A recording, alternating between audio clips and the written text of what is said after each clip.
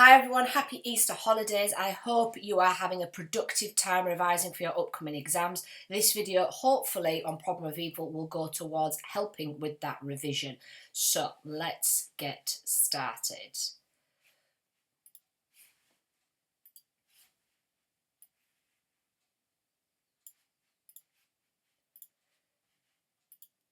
Alright, so the problem of evil. The problem of evil is one of my favourite topics, but it is one that is done quite badly often in essays. So hopefully I'll be able to iron out any issues when it comes to how to write this in essays and how to deal with the magnitude of this topic. This topic is not necessarily a big one, but the depth in which you can go into is pretty large. So a good place to always start is definitions. It's always nice to start with a definition by an actual philosopher. So Thomas Aquinas, who we've come across many times now, he defines natural evil as only evil when looked at from a human perspective. Earthquakes are just the natural world fulfilling its potential. And so you can consider the arbitrary nature of evil. So I really like Aquinas' definition of natural evil there. What he's saying is it's not evil, it's just nature. It is just nature doing what nature does. So if a volcano erupts in the middle of the sea, we wouldn't call it evil, we would just call it nature. We only call things evil when they kill or hurt human beings. We have a very egocentric perspective on this, as in we think about everything from our perspective as humans. Yet it's not actually evil. An earthquake is just two tectonic plates together. A volcano is just the pressure coming out. A hurricane is just the collision of two different types of air, hot and cold. So why is that evil? No, it's just nature. And so this very much links into his ideas of teleology and purpose as well, that actually it's just nature fulfilling its purpose. Now, the question about the arbitrary nature of natural evil is just the idea of, is it quite random? And if it is, there because of God, why is it certain people, not other people, certain areas, not other areas? So you can discuss and think about that. Moral evil, on the other hand, is caused by humanity turning away from its true potential. Evil comes through the actions of mankind, that comes through human actions. Humans are free agents responsible for their actions and the consequent results. So basically, moral evil is us, what we do to others. You have a nice quote there as well from C.S. Lewis, who was a Christian intellectual and former atheist. He says that God allows suffering because we are like blocks of stone out of which the sculptor carves the forms of man. Blows of his chisel which hurt us so much are what makes us perfect. That links quite nicely into a Irenaeus quote that we'll get later. So this is something that you need to, or I highly recommend that you actually discuss in an essay. You need to discuss what the nature of the actual problem is. Evil is not necessarily a problem, but it is if you believe in a God with the divine attributes, so an all-powerful, all-loving, all-seeing God, etc. So if you believe in the God of classical theism, or you believe in the God of the omnis, then evil does pose a problem. And there are two elements that you have to know. There is the logical element and the evidential element. You could get a question on either of them separately, or you could get them as a combination, a compare question. So it's very important that you know what they actually are. So the logical elements is that logically evil does not go with the attributes of God. Logically they do not work together. Evidential is the idea that there is so much evidence in the world of evil. This again is a problem. So if you've got a question on the logical aspects, you need to talk about the Epicurean inconsistent triad. If you don't get a question on anything specifically to do with logical, you don't have to talk about this. Students I've read so many essays where students crowbar this into an answer. It's not necessarily of crucial importance in an essay, unless of course you are talking about the logical issues surrounding the problem of evil. So it was devised, Epicurus devised the classical formulation of the problem of evil. It became known as the inconsistent triad, which was later called inconsistent triad by J.L. Mackey. And it basically poses three points of a triangle. If God's willing but not able to, he is not all-powerful. So if God wants to but he can't, he's not all-powerful. If he is able to prevent evil but doesn't want to, then he's not all-loving. So if God is both able, powerful, and willing, all-loving, then why do we suffer? the 3 points of the triangle that do not go together. Logically, how can God be all powerful, all loving, and we suffer? That's the logical aspect of the problem of evil. That's what causes the issues. That's why evil is a problem when you believe in the God of classical theism. Epicurus concluded that it's reasonable to suppose that due to the existence of evil, God is either not omnipotent or all-loving, or just doesn't exist. Don't forget, for Epicurus, he was a Greek. He's not talking about the God of classical theism. He's not talking about the Christian God here. He's just talking about the concept of God in general. David Hume, of course, has to butt in at this point. He says in Dialogues Concerning Natural Religion that God is not all-powerful, or God is not all-loving, or evil does not exist. And so clearly he's going at this from a slightly different angle, because one of those three we know definitely is not true, and that is that evil does exist. There is too much evidence to deny that evil does not exist. So therefore, either God is impotent, not all-powerful, or malicious, nasty, horrible, just allows us to suffer. Not the God of classical theism. Therefore, God does not exist, as in the God of classical theism. The Christian God does not exist. John Stuart Mill also says the God of classical theism doesn't exist. Now, when it comes to evidential evil in the world, this is of utmost importance that you do before your exam. So you can do this quite close to the exam.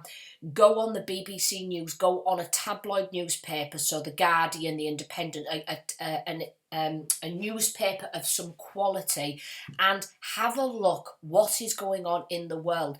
One of the huge things that I really look for in problem of evil essays is examples of what is relevant today, recent examples. So find if there's anything that would be classed as natural evil. By recent, I'm talking about maybe 5 years, unless you can find something that's very, very imminent. So I know a few years ago there was a natural disaster that happened quite close to one of the exams, and so students talking about that would really get them some credit of knowing what's going on in the world. Moral evil, of course, quite easily you can talk about what's going on in Russia and Ukraine. That's an example of human action, so you can use that as an example. But you also can have a look at anything else that is going on. Use these to formulate and help to support your argument. A few people that said there just is no problem with evil. We first of all have Mary Eddy Baker. She's the founder of Christian Science. Evil and suffering don't exist. They are a construct of our mind. Sounds quite Freudian. I don't quite know how she thinks that evil and suffering are parts of our mind. Buddhism. For Buddhists, evil is not an issue. For them, they don't believe in a creator God. And so suffering and evil is just part of life, part of our existence, part of our journey. It is only again a problem for the people that believe in an all-powerful God. Bertrand Russell adds that God is used as a smokescreen. Evil is just a brute fact of life. This is the idea there that we use God as an excuse for our own inactivity. It's a brute fact. Deal with it and do something about it. Don't wait for God. Don't blame for God. Don't use God as a screen that blocks out the evil on one side from the evil on the other. You need to stop with the inactivity and do something about it. And of course, for Aristotle, a prime mover is quite indifferent. The prime mover concept does not have any understanding or recognition of our existence whatsoever. So therefore, for the prime mover, evil again is not a problem. What I get my students to do is I get them to pick one that they agree with and why, and one they disagree with and why. You do not need all 4 of these. You only need even 1 of these, really. It's just, again, about plumping out the essay with extra names. But always use these evaluatively. Don't name dump. What I mean by that is don't just think that, oh, tick, I've got my name in there, I've mentioned Buddhists. No, you have to use it as part of your line of argument. You have to make it of relevance evaluatively. Right. Let's start then with the first big name, Saint Augustine, Saint Augustine's theodicy. Theos meaning God, dikaios meaning justification. Theodicy is specific in the definition. It's a justification of God with evil. What that means is it's not just a justification of God. That's the ontological argument. That's the teleological argument. This has to be with evil in the world.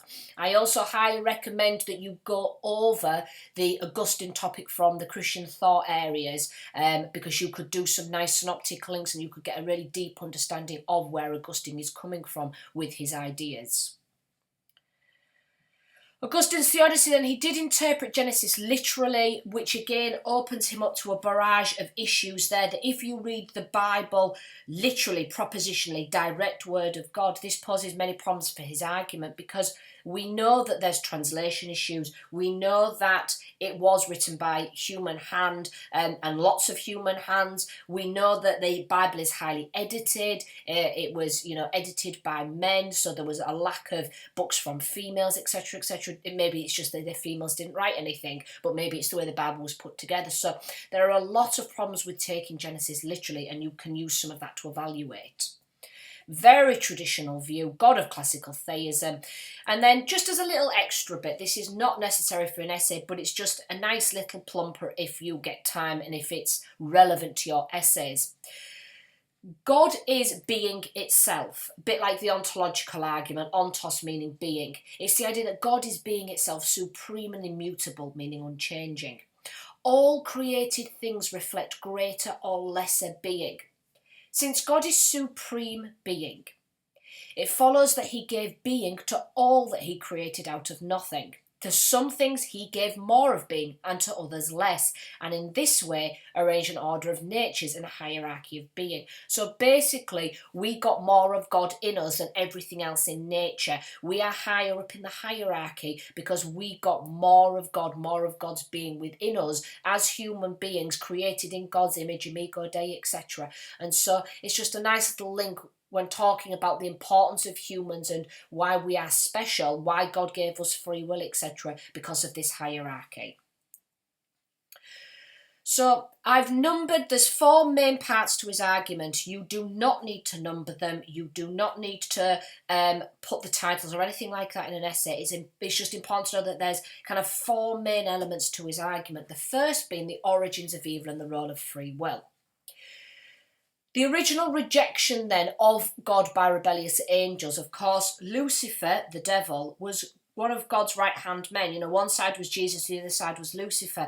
Lucifer turned his back on God. God wanted Lucifer to do something, he didn't want to do it. And therefore, because of that rejection, because of that turning away from God, he basically banished Lucifer out of paradise. And so, because of that rebellion, that's a moral evil. And therefore, this moral evil led to natural evil. First comes moral evil, then comes natural evil. This is very, very important to understand the timeline of it. So moral evil leads to natural evil. Natural evil is always a result of moral evil. Humans are created in the likeness of God, Genesis 1:27, but given free will. Evil is let into the world through the misuse of free choice of Adam and Eve, who ate the apple of knowledge of good and evil. Adam and Eve corrupted and destroyed God's natural perfect order, creating disharmony and resulting in natural evil. So there's a few things on that slide that I just want to quickly go over. The first is natural evil is a result. That's an important thing to talk about, that it's a result of actions that we do with our free will. So natural evil is a result. Second of all, you can talk about the angels rather than just Adam and Eve, so it is an area that examiners do look for as well, but only if you get time. You only have 40 minutes and you have a lot to write, but it's just, don't ignore it, the rebellious angels. My students always say to me, why did God put the tree in? It's just eating from the tree. What's the big deal? The big deal is that God made the first covenant. Covenant meaning promise. He made the first promise with Adam and Eve. In order for free will to be genuine and real, you have to have a choice. You have to have a path that you can take. Do I use my free will to go that way or my free will to go that way? Whereas Adam and Eve could do anything. They could do anything they wanted to in paradise. And so that's not free will. There is no test there of free will if they can do anything they want. So God had to give them an avenue of choice to test that free will. And that avenue of choice was, you can do anything you want, just don't go near the tree of knowledge. Don't go near the tree, don't touch the tree, etc. And so Adam and Eve said, yeah, Yep, God, fine, we will not touch the tree. That's the point. They promised God they wouldn't. And so that means that free will then makes sense, that they have a choice to either leave the tree or don't leave the tree. But it's the breaking of the covenant that was the moral evil. It's the fact they broke their promise that they made to God. And so that's what corrupted and destroyed the paradise. That misuse of their free will is what brought in this natural disorder. So fair enough, Adam and Eve did that, punished, painful births, Adam had to work the land for the rest of eternity. We get that. But what about us today? Why are we still punished today? We are seminally present in Adam and Eve. Basically, we are the bloodline of Adam and Eve. And so because we are still present in them, we are all guilty for the fall. It's like still being in prison for something your great-great-granddad did. And so we are still being punished today. We deserve that punishment, and natural evil is a fitting punishment. So natural evil is a result, natural evil is a punishment. This is a quote from Augustine. All evil is either sin, moral evil, or punishment for sin, natural evil. Really like that quote. I really like that quote because it's short, but it also basically covers both what is moral and what is natural evil. Therefore, God is not responsible for moral evil. It's through free choice of humans and angels. God is also not responsible for natural evil, as it's a result of the corruption of his perfect created world. Thus, God is not responsible for intervening or correcting it. This is another possible question that you could get asked on the responsibility of God. God is not responsible for stopping evil. Discuss. You need to talk about God's relationship to moral evil, God's relationship to natural evil. So this is a theme that will come in throughout this PowerPoint as well. So what is God's responsibility then? God created everything in creation perfect. God was perfect, so he created it perfect. God did not create evil. It's an absence of good. Now, I really like this idea. Evil is where there's a lack of goodness. Evil comes when there's no goodness or an absence of good. It is a privation, a privatio boni. This is the idea. I always think of privation like deprivation. It's when you're deprived of something, as in you're deprived of good. So it's a privation, it's a lack of goodness, and that's where evil comes in. This means that God cannot be blamed for evil, as evil is not a substance, it's an absence. So, for example, blindness is the absence of sight. Blindness is therefore not a thing, but a lack of something that should be there. So the overarching question is, why did God give us free will at all? Why did God give us free will when we've just used it from the beginning of time, Adam and Eve, to this day in such a bad way? Why did God give us free will at all? In his omniscience, he must have known what we were going to do. So just why not give us free will? So it's not God's fault for evil because God made the world perfect. God is not responsible for evil because we bring it on ourselves, but he had to make us free will. It is so much more valuable having humans with a gift of free will than just obedient followers. God did not just want obedient followers. He wanted us to have free will. But it's not the fact that he was testing the free will. He just we broke a promise and therefore were punished for it. Yes, the punishment is fairly bad that it's still going on to this day, but it's the idea that he valued humans and he valued us so much with free will that he had to give us that and take that risk. And so this world, according to Augustine, is known as soul deciding. The fates of our souls are decided here. Don't forget, linking in with your pluralism topic, Augustine is very, very much kind of an exclusivist view. It is exclusive to Christians and certain Christians that will go. And so the fate of your soul and what happens to your soul in after death is decided in this world by your actions. So this is just a little recap that I do just to help my students understand what they talk about if they've got a question on moral, what they talk about if they've got a question on natural, and what they talk about if they've got a question on God's responsibility. So I'll just leave that there just for a second. If you want to jot it down, please do pause the video, but it's just a recap of what I've already said.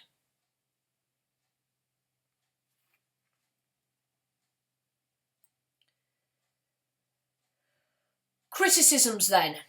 Please do not call them scientific criticism, moral criticism. That is just a way to help you remember them. The first one is evolution. Evolution undermines completely how literally we can read Genesis and how literally we all are seminally present in Adam and Eve. If we are not seminally present in Adam and Eve and we are all descendants of apes, then we can't link that to an explanation for punishment. So evolution is a good way of undermining Augustine's idea. Again, you need to make sure you understand evolution. It's one of the ones I really recommend you do a bit of research on, but you can use it against Augustine. The moral argument. How could a good God let us suffer what Adam and Eve did? So, fair enough, he punished Adam and Eve, but punishing us still to this day, God, nothing like holding a grudge. Let it go, God. Let it go. And so it's the idea of, if we are being punished for the evils that we do in this world, then that's fair enough. But then you've then got to question, on the other hand, the people that often have natural evil are always the ones that are doing the moral evil. So why is it certain people that seem to be tagged with natural evil and not the ones that are maybe doing the moral? So again, is that not highly unfair that the people that are doing moral evil are the ones being struck down by lightning? Why are they not the ones being attacked by it? So again, the arbitrary nature of the evil and who evil happens to, natural evil, doesn't seem to be linked in with the people that are actually doing the moral evil. So there's a lot of inconsistencies there about how a good God can still let this happen. Hell is a difficult concept as well. If God created it, he must have anticipated needing it, so why not change the plan? At what point did God make hell? Did God make hell at the beginning? Maybe this world is hell. So in Genesis 1 it says, God created, let there be light. God created this and this and this.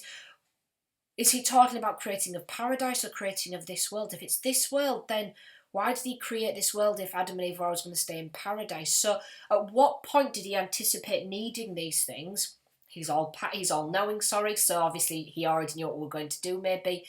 Why not then change the plan? So your evaluation comes through the questions you ask, how you explore the different avenues of, if one question leads to this answer, then what other problems does it pose? We then have the logical argument from Schleiermacher. So his name is not Logical Schleiermacher.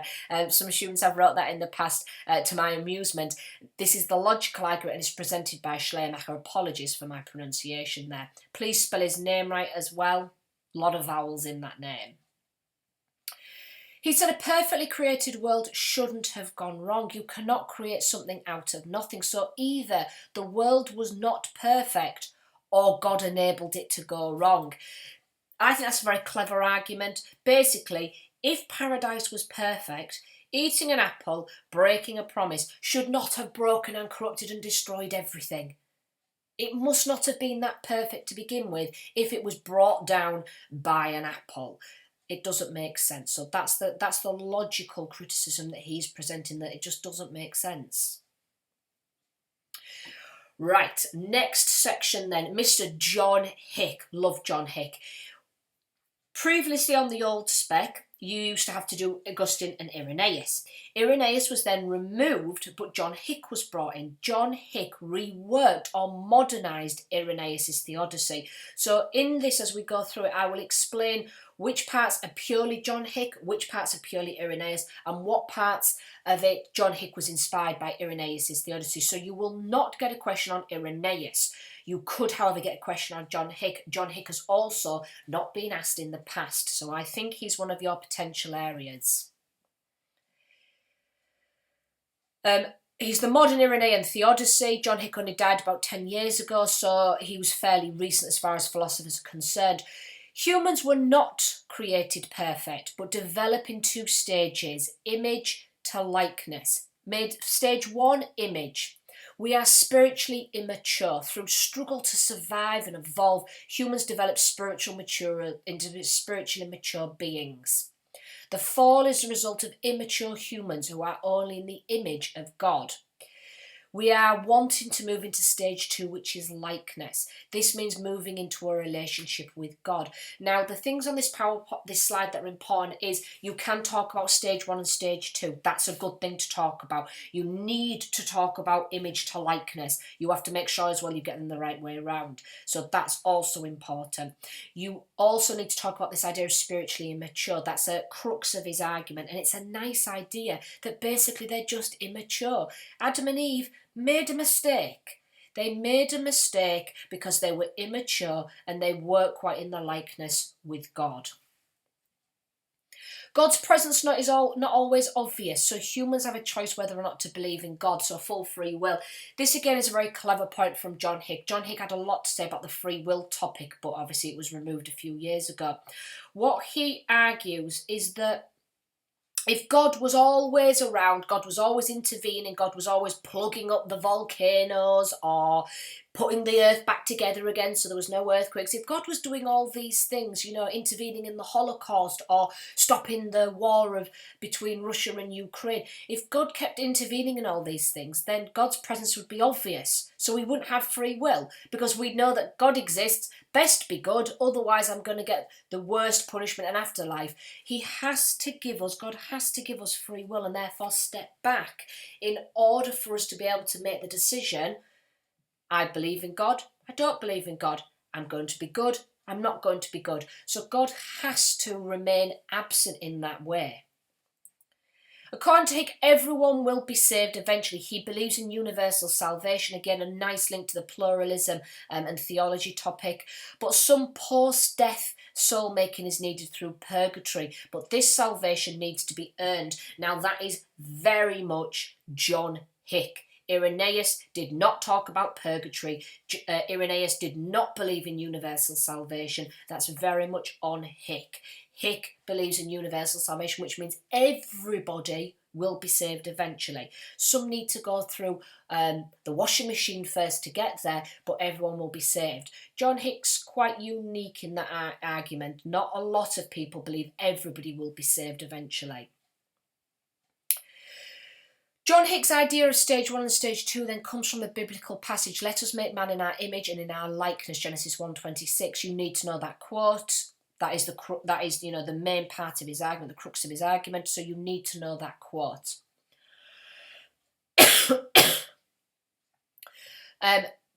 Don't get on the bandwagon when it comes to let us make man in our image. Don't do a Mary Daly in your essay and start talking about that. Mankind. It's just what's the word? Translation. It was translated as man, but it meant mankind. It means everybody. So you can bring Mary Daly into this at any point, but that's not an argument you can make. Or not one I recommend anyway. The idea of image then, we are made in the image of God with the potential for good. Humans could not receive full goodness at creation as we are spiritually immature. We develop our own goodness through free will. Free will's better than receiving ready-made goodness. The gift of moral perfection would not have meant anything to humans if we didn't learn to the value of it for ourselves. Now, I always at this point ask my students what weekend jobs they've got or evening jobs they've got, and we talk about how much they get paid, what they have to do for that job, and therefore how much more they value the money that they earn. They're not just going to go into Domino's and throw away the cash on whatever they want and drop 40 quid on chicken wings and pizzas and pop. They're going to think, oh God, that 40 quid, I had to do 4 shifts for that, or whatever it would be, 2 shifts for that. And so it's the idea that you value your money more when you earn it. It's exactly the same concept with this. You value your free will and goodness more when you've earned it. He could have made us ready-made perfect, but we value goodness in each other and in ourselves more when we've earned it, when we value it, when we've learned to value it. We're moving towards the likeness of God, becoming good with the potential of being like God. So God-like perfection, like in his, a link there to Aquinas' natural law. So it's the idea that you want to become God-like. We become like God or move towards the likeness of God by freely choosing the good. So Choose good, good, good, good, good, good, good, good, good. You're moving towards the likeness of God. Even if you're doing this, it doesn't matter whether you're doing good, good, I'm a believer in God, good, I'm a believer in God. No, the believer in God does not matter as long as you are always on the path of good, and that then means you're moving to the likeness of God. John Hick continued then, God is not responsible for disobeying, turning to evil, moral evil through our free will. God remains at an epistemic distance in order for us to mature. So again, this is why God remains distant. He does it in order to help us mature. Natural evil enables humans to reach divine likeness. This is the world of soul making, the veil of soul making. As souls are made, they develop, they grow here into the likeness, away from image into likeness. This is only possible with free will and the option of doing bad, moral evil, and a test of natural evil. So that word again there is very, very important. Natural evil is a test. It's a test. Whenever you see the word test in any other topic, you can link it into John Hick. Natural evil is a test. And so I get my students to discuss, how is it testing us? And obviously the answer is that it tests those that are going through it, but it also tests us responding to it. So if somebody across the other side of the earth has a huge tsunami and ruins and decimates their villages, they have to band together to to help people get out of the rubble, to find medicines, and then we step in. The Red Cross steps in. We send clothes over. We send money over. We send food. We send rescue. We take in asylum seekers, people that need help, etc., from the things that are happening. And so that's our test. Our test is helping those people. Their test is working together to survive. And so this again is all moving us down the right path towards the likeness of God. This can be linked to an athlete who has to train their body and mind and test it in order to build the perfect physique. Basically, the idea of an athlete or a bodybuilder, they have to go through a lot of pain, a lot of hardship. They have to really ruin their bodies before they can build them up stronger, bigger and better. So connecting the dots then, Hick's inspiration from Irenaeus. Irenaeus took the fall literally. He believed the fall literally, but he also blamed the serpent, not just Adam and Eve like Augustine. Adam and Eve are like children who go astray because they are not yet developed sufficient wisdom to do what is right. Again, that is a lovely way of saying it. Spiritually immature, lacking sufficient wisdom. These are really good buzzwords to get into an essay. Don't put them all together in one sentence, though. Please break them up in an essay. Even if a child is difficult does not mean a parent will abandon them. Punishment is often a way to help them mature, but must be given boundaries so that Adam and Eve did not despise God, and children need boundaries too. So basically, Adam and Eve were like naughty children. When you say to a child, right, stay there, don't run around in this shop, they then run around in the shop, they run near a road, they run out the front doors, they start talking to strangers, they start pulling things off shelves. A parent will go over to them and go and tell them off. They will find a way to say, no, that's bad, you don't do that. The child lacks sufficient wisdom about how to behave, and so then the parent will enforce some sort of punishment in order to help them learn. That's exactly what happened to Adam and Eve. Adam and Eve don't touch the tree, they ate from the tree, and therefore God punished them. Yet he couldn't. People think that it's really cruel, but don't forget, when God banished Adam and Eve from paradise, he gave them 10 commandments to live by. He clothed them because they were embarrassed by their nakedness. So it's a bit like a parent that sits a child on a naughty step. The parent doesn't then leave the child to starve on the naughty step. They've made their point. The child has learned. You then feed them. That has to have boundaries. If you beat a child will never learn. The only thing they'll learn is to despise the parent. If God was too harsh on Adam and Eve, they wouldn't have learned. They would just have learned to despise God. So they had to have boundaries. You can discuss whether maybe the boundaries again, that God gave Adam and Eve were too harsh. I mean, Adam had to work the land until he died. Eve had painful birth, painful giving birth, but also Eve had to, there's something about always having to lust after a man, so that they're always basically in the power of a man. You've also got the idea of the punishments that we also have, the test of natural evil, we have to live with moral evil, etc. So maybe you can talk about how the boundaries seem to be lacking a bit there. Thus God has not abandoned us, but gives us distance and punishment to mature. Salvation from God is open to all who use their free will for good. However, the damned will be sent to hell. So this again is Irenaeus now, and it shows the clear difference between Irenaeus and John Hick. What you need to remember, a good way of remembering, is all the oldies, Aquinas, Augustine, Irenaeus, always believe in the very traditional God and the very traditional ideas of heaven and hell. The modern people, new people, Swinburne, John Hick, Peter Vardy, always talk about like purgatory or maybe just open salvation for all, etc. Less talk on hell. Hell is a very traditional view that is taken. And so for Irenaeus, he said the damned will be sent to hell as they have refused the workmanship of God. This again links nicely to the quote by C.S. Lewis on the first slide. Your ingratitude, ignoring his goodness in creating you human, will mean you have lost his work on you. You will lose your life. Oh, so dramatic. Just a complete tangent. One of the new things I'm doing with my students, I've been teaching philosophy now for 14 years. We now have Bible time. First time I've ever done it. And often it's to do with the topics because we're doing DCT at the moment with my first years. So if there's a passage that we've covered in class, I will then go to the Bible and read it to them from the Bible. Oh, you forget how brilliant the Bible is, and the stories, they are so dramatic. So yes, we have Bible time now. We're a proper RE class. But going back to this, Irenaeus there, it's a fantastic quote from him. It's in Against Heresies, his book. And basically what he's talking about is, if you turn your back on God, you will lose your life, as in you will lose your eternal life in heaven. You will be damned and sent to hell. So you don't need the whole quote, even just knowing the word ingratitude and kind of filling in the rest in your own words. The examiner knows you're not going to use a word like ingratitude. Irenaeus continues then with an example in Against Heresies in Book 4 or Chapter 4.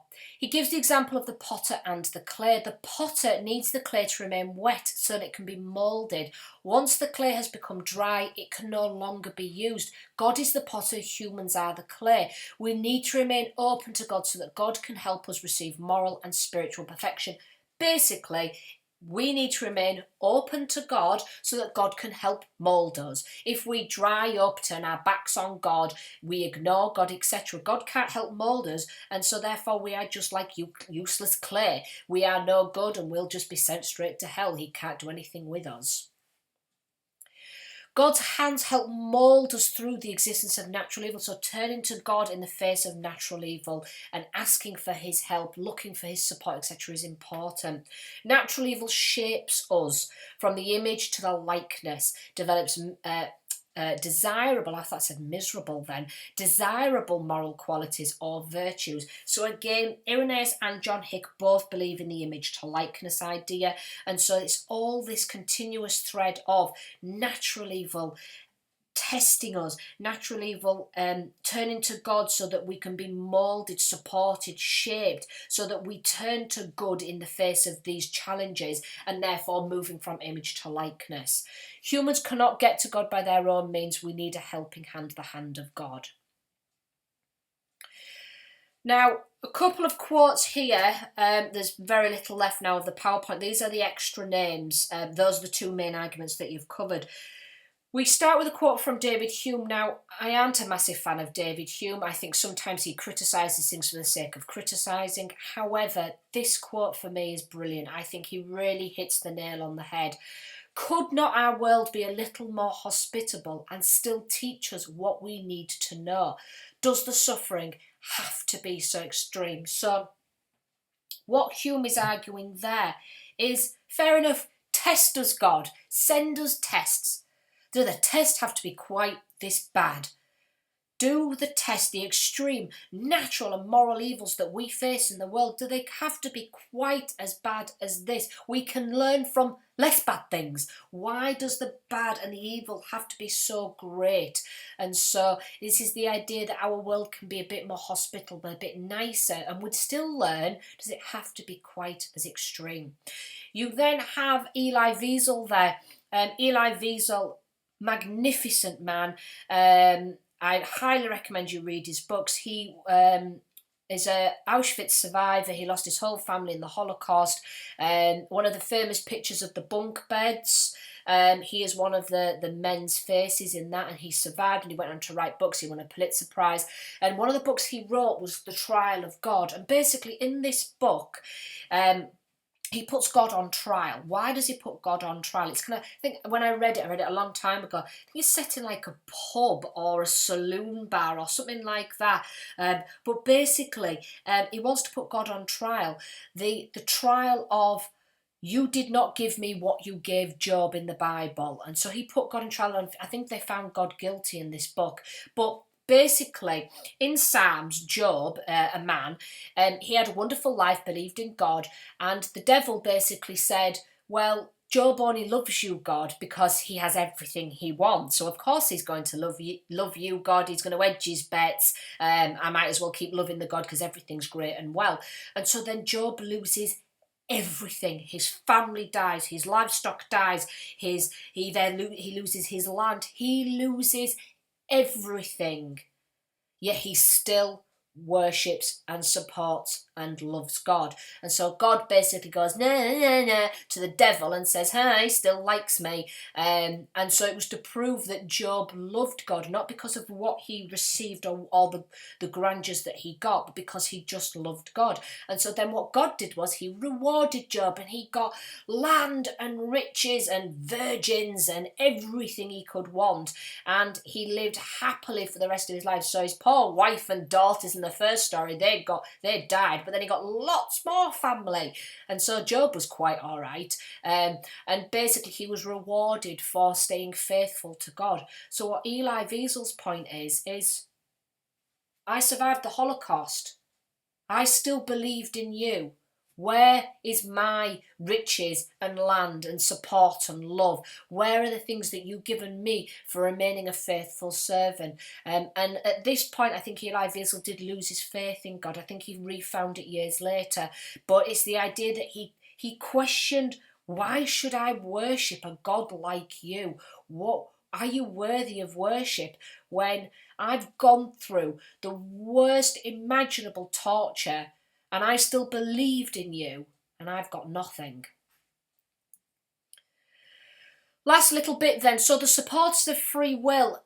You might want to use these names to say why free will again is so important. The first is again John Hick. John Hick argues that God had to give us free will because love has to be earned. God could not force us to love him. If God didn't give us free will and we just loved God, well, we're not doing that out of free choice. He had to give us free will, so we freely loved him. Love cannot be forced. And I always show the students the clip from Aladdin where he gets the wishes, and one of the wishes the genie says is that he can't grant is, I can't make somebody fall in love with you. Love has to be earned, not forced. And Peter Vardy there in his lovely pale green sweater, he gives the illustration of the peasant girl. Basically, a king falls in love with a peasant girl, he can force her to marry him, but not for her to love him. Love has to be earned. And so it's the idea that we had to have free will so that we freely love God, or God earns our love. Alvin Plantinga says a world containing free creatures is far more valuable than a world containing robots.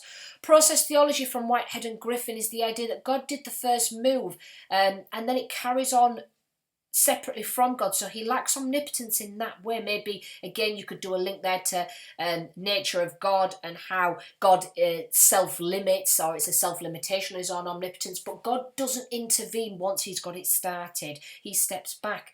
The thing I like about process theology is the idea that God suffers with us, that like a parent and a child, if you see something happen to a child as a parent, it would hurt you just as much. So if God's made us and he's made us in his image and we're high up on the hierarchy of being, like Augustine says, maybe God hurts with us. Maybe God, cries along when we are in pain and suffering.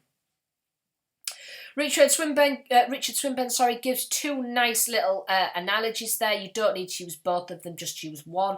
But basically, we need total free will. So if God kept intervening, he'd be like an overprotective parent, just picking us up every time we fall over. Or we'd be like a toy world, like a Sims game, where God's just moving the chess pieces and we just puppet along the actions. No, God has to leave us alone. He has to leave us to do our own devices. And then punishes us afterwards if we do it wrong. But he has to give us complete free will. Finally, you have Dostoevsky. Dostoevsky, him and his brother, superb literature writers, absolutely magnificent writers. If you go on to study literature at university, you'll probably come across Dostoevsky.